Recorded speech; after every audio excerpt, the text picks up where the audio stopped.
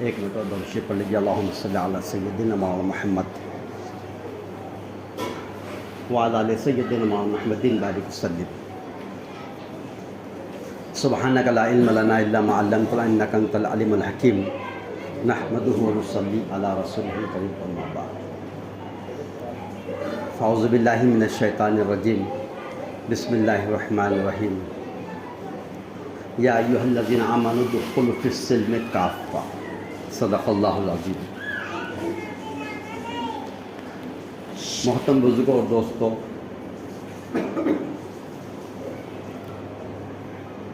اللہ رب العزت نے انسانوں کو دو زندگی عطا فرمائی ہے۔ ایک زندگی دنیا کی زندگی ہے جس میں میں اور آپ جی رہے ہیں، اور ایک بہت بڑا طبقہ زندگی گزار کر چلا گیا دنیا سے، اور ایک بہت بڑا طبقہ ابھی ہمارے بعد آنے والا ہے اس دنیا میں زندگی گزارنے کے لیے۔ یہ دنیا کی زندگی ہے، اور ایک زندگی مرنے کے بعد سے شروع ہوتی ہے جو ہمیشہ ہمیشہ کی زندگی ہے، عبدالآباد زندگی ہے، پائیدار زندگی ہے، کبھی نہ ختم ہونے والی زندگی ہے۔ یہ دو زندگیوں کے ساتھ اللہ نے بھیجا ہے، ایک وقتی عارضی ہے، ٹیمپروری، اور ایک زندگی جو ہے وہ ہمیشہ ہمیشہ کی زندگی ہے۔ اور جو آخرت کی ہمیشہ کی زندگی ہے، اس زندگی کے بننے کا دار و مدار یہ زندگی پہ اللہ نے رکھا ہے۔ جیسی اس زندگی کو گزاریں گے ویسی وہ زندگی بنے۔ اگر کوئی شخص یہ چاہتا ہے کہ آخرت کی زندگی میں چین ملے، سکون ملے، اطمینان ملے، راحت ملے، کامیابی ملے، کامرانی ملے، اس کو چاہیے کہ یہ دنیا کی مختصر زندگی کے رخ کو صحیح کر لے۔ اگر یہ دنیا کی مختصر زندگی اگر اللہ کے حکم اور نبی اکرم صلی اللہ علیہ وسلم کے طریقوں کے مطابق گزر گئی تو آخرت کی زندگی میں چین ملیں گا، سکون ملیں گا، امن ملے گا، اطمینان، راحت، ساری کامیاب ہے، ساری کامرانی ملے گی، سب کچھ ملے گا۔ اور دوستو، آخرت کے بعد فرمایا وہاں پر اللہ نے موت کو موت دے رکھا ہے، لیکن انسانوں کو کبھی موت نہیں آئی۔ جس انسان نے جیسا عمل کر کے چلا گیا، بس وہ آخرت میں وہ ہوگا اور اس کے اعمال ہوں گے، اور اسی اعمال کے اعتبار سے اس کے آخرت کے فیصلے ہوں گے۔ انسان جب حشر کے میدان میں سارے منظر کو دیکھے گا، سارا کا سارا چھپا ہوا نظام سامنے ہوگا، فرشتوں کا نظام سامنے ہوگا، اور سارے غیبی نظام کے پردے ہٹا دیے جائیں گے، اور اس کے سامنے جنت ہوگی، جہنم ہوگا، اور یہ سارا نظام جب کھل جائے گا، اس وقت اس کو ایک بات کا احساس ہوگا، کاش دنیا کے اندر میں بھی کچھ عمل کر لیتا۔ جب جنت سامنے لائی جائیں گی، جہنم کو بھڑکایا جائے گا اور فرشتوں کا نظام کھل جائے گا، اس وقت یہ انسان پچھتائے گا۔ وہ اتنا بھیانک منظر ہوگا آخرت کا، اللہ ہم سب کی حفاظت فرمائے۔ تو اگر ہم یہ چاہتے کہ آخرت کی ہولناکیوں سے بچے، آخرت کی آنے والی منزلوں میں کامیاب ہو جائے، اور آخرت کی ہمیشہ کی دائمی ذلتوں سے بچے، تو اس کے لیے اس کو کیا کرنا پڑے گا؟ تھوڑا سا اپنی زندگی کو کنٹرول کر۔ گاڑی چلا رہے ہیں ہم، لیکن بریک بھی کنٹرول کرنے کے لیے ضروری ہے، اس پہ پیر رکھے، تاکہ کہیں ایسا نہ ہو کہ گاڑی بھگائے اور پھر بریک ہونے کے بعد نہ ہمارے بعد پھر کیا ہوتا ہے؟ ایکسیڈنٹ ہوتا ہے۔ تو دنیا کے اندر جب انسان کو بنا کر بھیجا گیا ہے اور اختیاری زندگی دے کر بھیجا ہے کہ تم کو ہم دنیا میں بھیج رہے ہیں، یہ سیدھے ہاتھ کی طرف جنت ہے، یہ دائیں ہاتھ کی طرف جہنم ہے، اور ان دونوں کے بیچ میں تمہاری زندگی ہے، اور ایک وقت ہے زندگی کا، اور یہ امانت ہم تمہارے ساتھ میں دیتے ہیں۔ اب فیصلہ تم کو کرنا ہے، عمل تم کو کرنا ہے۔ کامیابی کی چاہت دلوں میں ہے تو پھر کامیابی کے راستے پر چلنا پڑے گا۔ آخرت کی زندگی کے اندر ہمیشہ کامیاب ہونا چاہتے ہیں تو جو راستہ اللہ کے رسول صلی اللہ علیہ وسلم نے بتایا ہے، جس کو قرآن کریم کے ذریعے سے بتایا، احادیث مبارک کے ذریعے سے بتایا، نبی اکرم صلی اللہ علیہ وسلم کی زندگی سیرت مبارک سے بتایا گیا، صحابہ کے طرز عمل سے بتایا، اس کو سامنے رکھ کر اس پہ عمل کرنا پڑے گا۔ اب اپنی زندگی کو اصول کرنا سیکھے، کیونکہ فَمَن يَعْمَلْ مِثْقَالَ ذَرَّةٍ خَيْرًا يَرَهُ وَمَن يَعْمَلْ مِثْقَالَ ذَرَّةٍ شَرًّا يَرَهُ۔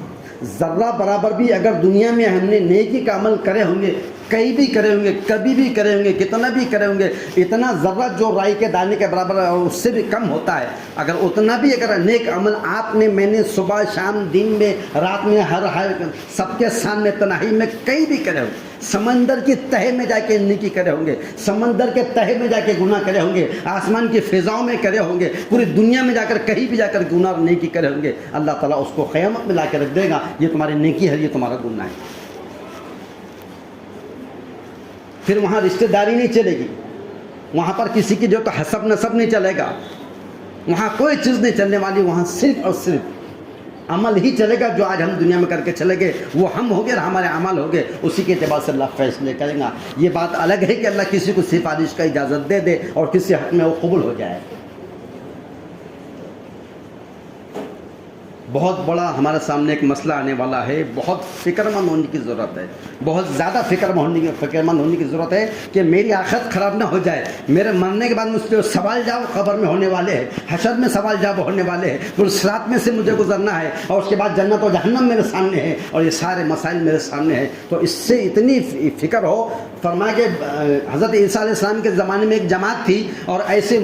چہرے ہو گئے تھے، ان کے دبلے پتلے بدن ہو گئے تھے، چہرے پر پیلا زرد چہرے بالکل پیلے ہو گئے تھے۔ کسی نے پوچھا کیا بات ہے، ایسی کون سی بیماری تم کو لگے کہ چہرے کا رنگ بدل گیا اور بدن لاغر ہو گیا، پیٹ کمر سے لگ گیا ہے اور جسم میں سے ہڈیاں نظر آ رہی ہے؟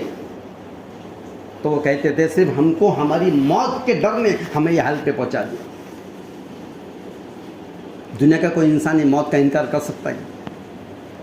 جتنے دنیا کے اندر مذہب ہے، مذہب کے ماننے والے ہیں، وہ ہر چیز کا انکار کر سکتے ہیں۔ خدا کا بھی انکار ان لوگوں نے کر ڈالے، ہمارے علاوہ خدا کو انکار کرے وہ لوگوں نے، لیکن جن لوگوں نے خدا کا انکار کرے ہے، موت کا انکار انہوں نے بھی نہیں کرا۔ ایک بہت لمبی جو ہے تو انسانیت نے دم توڑ کے موت کی اس سے گردن ان کی مروڑ دی گئی، اور بڑے بڑے ظالم اور جابر اور بادشاہ اور شہنشاہ اور پوری دنیا پہ حکومت کے رکھنے والے ایک ساتھ اللہ نے ان کے پھر موت کے ذریعے سے ان کی گردن کو مروڑ دیا، اور وہ قبر میں جو تو ان کے حوالے ہو گئے۔ آج ان کے کیا حال ہوں گے وہ ان کو معلوم، اللہ کو معلوم ہے، لیکن ان کے پاس وقت نہیں ہے کچھ کرنے کا۔ ہمارے پاس بہت کچھ کر سکتے ابھی ہم صحابی نہیں بن سکتے اس وقت میں، کیونکہ صحابہ کا معاملہ اللہ نے مکمل کر دیا۔ اللہ کے رسول صلی اللہ علیہ وسلم کو جس نے ایمان کی حالت میں دیکھا، اسی ایمان پر خاتمہ ہوا، وہ تو صحابی تھے، لیکن اللہ کے رسول کے دور میں بھی کچھ لوگ ایسے تھے جو اللہ کے رسول کے زمانے میں تھے، لیکن ان سے جو تو زیارت کا شرف نہیں ملا، لیکن پھر وہ جو ہے تو صحابی بن گئے، جیسے حضرت اویس قرنی رحمۃ اللہ علیہ نبی کے دور میں ہے، نبی کے دور میں موجود ہے، ایک ساتھ ہے، وہ کلمہ پڑھے ہیں، ان کی نبوت کے اقرار کرنے والے ہیں، اس دین کو قبول کرنے والے ہیں، لیکن صرف اس وجہ سے صحابی نہیں بن سکے، اس لیے کہ اللہ کے رسول کا دیدار نہیں ہو سکا تھا۔ پوچھے بھی خط لکھ کر کہ میں آپ کا دیدار کرنے کا جو تو دل میں حسرت رکھتا ہوں اور تمنا رکھتا ہوں، کیسے آپ اجازت دیں تو میں آؤں گا، لیکن میری والدہ کی طبیعت بہت خراب ہے، ان کی خدمت کی وجہ سے مجھے وقت نہیں مل سکتا آپ کے پاس۔ تو حضور اکرم صلی اللہ علیہ وسلم کہنے لگے کہ آپ اپنے گھر میں اپنے والدہ کی خدمت کرنا یہ میری زیارت سے بڑھ کر ہے۔ تو صحابی ہم نہیں بن سکتے، ہم تابعی نہیں بن سکتے، ہم تابعی نہیں بن سکتے، لیکن ایک دروازہ کھلا ہے تمہارے میرے لیے، اور وہ دروازہ ولایت کا ہے، ہم ولی بن سکتے ہیں۔ دوست قیامت تک سارے انسان ولی بننے کا اللہ نے موقع دیا ہے، اگر ہم ولی بننے کی نیت کریں گے تو مومن بن کے مریں گے۔ یاد رکھو یہ بات، اگر اونچی درجے کی سوچ ہوں گی نا تو اللہ آخر درجے میں پہنچتے پہنچتے کہیں نہ کہیں پہنچا دے گا۔ کیونکہ ہم جب موبائل میں گیم کھیلتے ہیں نا، اس میں ایک اسٹیج ہوتی ہے، اور آدمی جب اس کو پار کرتا ہے نا، بچے خاص طور سے موبائل لے کے، تو بہت شوق ہوتا ہے جب اسٹیج پار ہوتی ہے، پھر دوسری اور تیسری اور چوتھی، پتہ نہیں کیا ان کے دل میں کیا جذبہ ہوتا ہے کہ بس وہاں تک پہنچ جاؤ۔ یہ تو دنیا کے گیم ہے، لیکن آخرت کا اگر ہم جنت میں کامیابی چاہتے ہیں، آخرت کی کامیابی چاہتے ہیں، تو اس کے لیے جو اسٹیج ہے بتایا ہے کہ ہم تو اس صحابی بننا تھا، لیکن نہیں بن سکے تو تابعی نہیں تو تابعی، نہ تو پھر بزرگان دین، یہ اللہ نے موقع دیا ہوا ہے کہ ہم ولی بن سکتے ہیں۔ اور ایک بات یاد رکھو کہ جتنے دنیا کے اندر ایمان والے پیدا ہوئے، جو بچے پیدا ہوئے، یہ سب ولی ہی پیدا ہوئے ہیں۔ ولی کے معنی کیا ہوگا؟ ہوا میں اڑیں گا تو ولی ہو جائیں گا، آسمان میں اڑیں گا تو پانی پہ چلیں گا تو اور کیا اللہ والا ہے، ساری دنیا اس کے پیچھے بھاگ رہی، یہ ولی ہے؟ ارے ولی وہ ہوتا ہے جس سے سنت نہ چھوٹے، ایک طریقہ بھی سنت کا نہ چھوٹ جائے، اللہ کے رسول کے طریقوں پہ چلنے والا، ان کے طریقوں کا پابند ہے، ان سے محبت کے تقاضے پورے کرنے والا ہے، تو وہ ولی ہے۔ بے شمار اللہ کے ولی دنیا میں ایسے گزرے ہیں جیسے ایک بھی جو تو ان سے کرشمہ صادر نہیں ہوا، لیکن دنیا کے اندر بڑے بڑے مقام پہ اللہ نے ان کو دنیا سے ولایت کے ساتھ بھیجا ہے۔ ہم مومن بن سکتے ہیں، ہم ولی بھی بن سکتے ہیں، اگر ولی بننے کی نیت کرے تو کوئی مشکل نہیں ہے۔ گناہوں سے جتنی چیزوں سے منع کیا اس سے بچے، اور جو کرنے کے لیے کہا گیا پھر ہو گیا وہ ولی۔ کیونکہ جو بچہ پیدا ہوتا ہے نا، جب معصوم بچہ پیدا ہوتا ہے تو وہ معصوم رہتا، گناہوں سے پاک رہتا ہے۔ اور کب تک پاک رہتا ہے؟ جب تک اس کے نام اعمال چالو نہ ہو جائے۔ جب وہ سن بلوغ میں پہنچتا ہے وہاں سے اس کے نام اعمال جو ہے تو اس کے شروع ہو جاتے ہیں، اور اس کے نام اعمال شروع ہونے سے پہلے جتنے بھی وہ نیک عمل کرتا، اگر 10 سال، اللہ کے رسول صلی اللہ علیہ وسلم نے فرمایا کہ 7 سال کی عمر ہو جائے تو اس وقت بچوں کو نماز کی تاکید کرو، اور اگر وہ 10 سال کا ہو جائے تو نہ جانے پر مارو۔ اگر وہ 10 سال تک اس کے نام اعمال شروع نہیں ہوا، جس دن شروع ہوگا وہاں سے اس کی نیکی لکھی جائیں گے، جس دن نام اعمال شروع ہوگا وہاں سے اس کے گناہ لکھے جائیں گے، لیکن اس کے پہلے اس کے سارے گناہ اور اس کے ساری نیکیاں اس کے باپ کے نام اعمال میں منتقل ہوتی ہے۔ جتنی نیکی بچہ کرتا ہے ان سب باپ کے نام اعمال میں، جتنی گناہ کرتا ہے وہ باپ کے نام اعمال میں، اور اس کے بعد جب اس کا نام اعمال، اس کا اکاؤنٹ اوپننگ ہو جاتا ہے، شروع ہو جاتا ہے، پھر وہاں سے کیا ہوتا ہے؟ اس کے نام اعمال کی ہر وہ نیکی اور گناہ اس کے نام اعمال میں لکھے جاتے ہیں، لیکن اس کا پورا جتنا اس نے جو عمل کرے گا وہ سب باپ کے نام اعمال میں برابر لکھے جاتے ہیں۔ وہ تو معصوم تھا، معصوم ہی رہے گا، لیکن جب وہ دنیا میں پیدا ہو کر آتا ہے خواہشات اس پہ جنم لیتی ہے، نفسانیت اس پہ جنم لیتی ہے، اور وہ جب جوان ہوتا ہے نفس اس کے ساتھ میں ہوتا ہے، شیطانی ماحول اس کے ساتھ میں ہوتا ہے، دنیا کے خواہشات اس کو بلاتی ہے، نفسانیت اس کو بلاتی ہے، جہالت اس کو بلاتی ہے، اور ساری چیزیں بلا کر اپنے گناہوں کی طرف بلاتی ہے، اس کو دعوت دیتی ہے، لیکن اس کے پاس بچنے کا واحد راستہ، اگر اس کے دل میں ڈر ہے، اس کے ایمان کی طاقت ہے، اس کے ایمان کا پاور ہے تو وہ ایمان سے بچے گا، اور اگر ایمان کمزور ہوتا ہے تو بڑے بڑے گناہوں کا کرنے والا بن جاتا ہے۔ بڑے بڑے گناہ سے ایسی عمر کے کم عمر کے بچوں دیکھو کیسے گناہ ہو گیا۔ تو گناہوں سے روکنے والی چیز ہے ایمان۔ اس ایمان کے اندر اتنی طاقت ہو جائے کہ میرا ایمان مجھے گناہوں سے روک دے۔ اگر کوئی نافرمانی اللہ کی ہو رہی ہے تو وہ نافرمانی سے خود ہو کے اپنی ذات سے، لوگوں کے بولنے سے نہیں، لوگوں کو روکنے سے نہیں، میرے اندر ایک ایسا پاور ہو جائے کہ بس وہ پاور کی وجہ سے ہی میں گناہوں سے بچ سکتا ہوں۔ ایک تو گناہوں سے بچنے کا پاور ایمان کا ایسا ہو جائے کہ جس سے گناہوں سے بچے، اور ایک تو یہ کہ نیکی پہ چلنے کا خود ہو کے اندر سے ایک ایسی طاقت ملے کہ اس طاقت کے ذریعے سے نیکی پہ چلے۔ وہ چیز ہم کو نہیں کراتی، وہ صرف ہم کو موقع میل پہ کراتی ہے، جمعہ کے لیے ہم کو تیار کرا دیتی، وہ اندر کی طاقت ہم کو ایسا اندر سے ابھارتی ہے، آج جمعہ ہے، جمعہ کی نماز پڑھنا ہے، وہ طاقت ہم کو ابھارتی ہے، رمضان کا مہینہ کا روزے رکھنا ہے، نمازیں پڑھنا ہے، اور تلاوت کرنا ہے، صدقہ خیرات کرنا ہے، اور بہت سارے نیک کام کرنا ہے۔ لیکن یہ وقتی طاقت ہے، یہ طاقت وقتی طور پر ہم کو جگاتی ہے، یہ طاقت وقتی طور پر ہم کو اٹھا کے کھڑا کرتی ہے اعمال پر، اور اس کے بعد جب وہ موقع نکل جاتا ہے، وہ ماحول نکل جاتا ہے، وہ وقت نکل جاتا ہے، تو پھر ہم پرانی واپس پھر جہاں سے نکلے تھے ہم واپس آ کے پھر رک جاتے ہیں۔ آج ہمارے ایمان کی کیا کیفیت ہے، کتنی کمی ہے ہمارے اندر کہ ہمارا ایمان ہم کو صرف 5 وقت اٹھا کے مسجد تک نہیں لے کے جاتا، اللہ ماشاء اللہ کہ اکثر لوگ اس میں پڑھ لیتے ہیں لیکن چھوڑ پکڑ ہو جاتی ہے نمازوں کے اندر۔ تو کتنی کمی ہے، جو ایمان آپ کو مجھے نکال کے اندر کی طاقت میرے ایمان کی مجھے اگر مسجد میں نہیں لاتی ہے، یہی ایمان کی کمزوری یہ والی ہے، جو تو طاقت جنت میں کیسے لے کے جائے گی۔ اس لیے ایمان کے بول کو اتنا بولو کہ بولنے کے راستے سے، سننے کے راستے سے، اور آنکھوں سے خدا کے نظاروں کو دیکھو، اس سے ایمان تازہ ہوگا کہ میرا اللہ نے یہ کیسا بنایا۔ زمین کو دیکھ کے غور کرو، آسمان کو دیکھ کے غور کرو، یہ پہاڑوں کو دیکھو اللہ نے کیسا بنایا، یہ شجر اور درخت کو دیکھو اللہ نے کیسا بنایا۔ خود انسان اپنی ذات پہ غور کر دے کہ مجھے اللہ نے کیسا بنایا،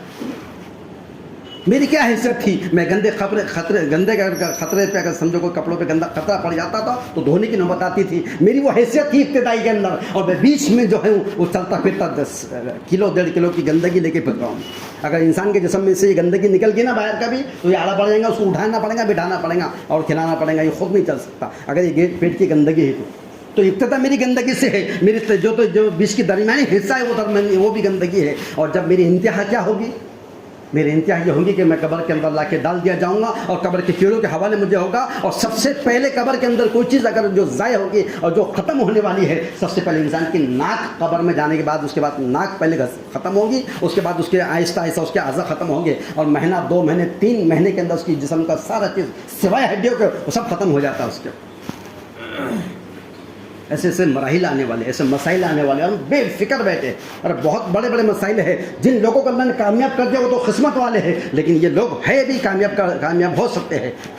اگر کچھ کرنا چاہے تو یہ موقع ہے، توبہ کر کے ہم اپنے آپ کو صحیح کر سکتے ہیں۔ اے اللہ بہت مجھ سے گناہ ہوا، بہت ساری تیری نعمتوں کو استعمال کرتا رہا، تو نعمتیں نوازتا رہا بارشوں کی طرح، لیکن پھر بھی میرے اللہ میرے گناہ میرے ساتھ رہ گئے۔ اس دن میرے لیے ہلاکت ہے جس دن تجھ سے ملاقات ہوگی، اور ہلاکت پر اور زیادہ ہلاکت ہو جائیں گی جس دن میں تیرے سامنے میرے گناہوں سے بھرے اعمال کو پیش کروں گا۔